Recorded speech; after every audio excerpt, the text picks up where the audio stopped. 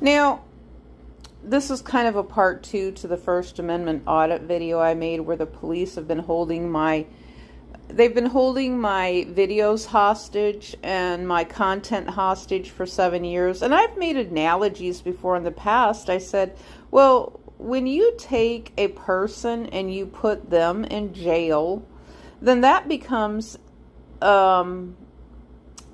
putting a first person in jail under the First Amendment, which is locking up God's I can't remember the exact wording that I used in the past. Locking up God's creations. And I've made the analogy and compared it to locking up animals into their zoo prisons, because that's what that is.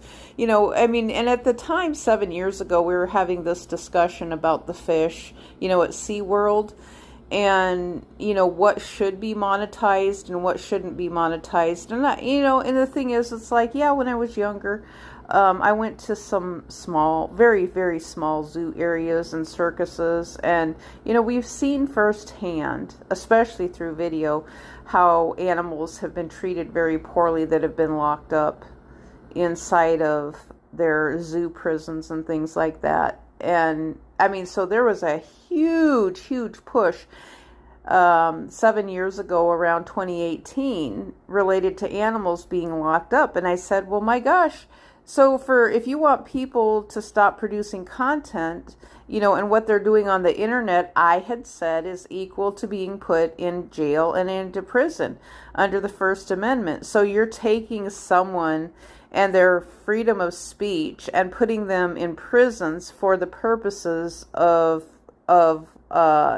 going against freedom of speech. And this was happening under Donald Trump. I know for a fact it was happening under Donald Trump. And no, I'm not going to show any of you my face at this point because of the fact I know how shitty the people are where I have been.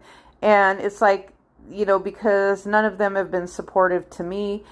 You know, they just need to go on their merry ways, and the same thing can happen to them as far as I'm concerned, because when nobody gives a shit about me, it's like, why should I give a shit about anybody else and their rights? Because I have no help and no representation. And I guess I kind of feel like that's what I have been getting from the extreme left and the extreme right movements, because I kind of feel like they're working together. The extreme left and the extreme right, they've been working together with their extreme stupid nonsense, and especially those from the foreign countries who fight for their country and they don't want to help the United States in any way whatsoever.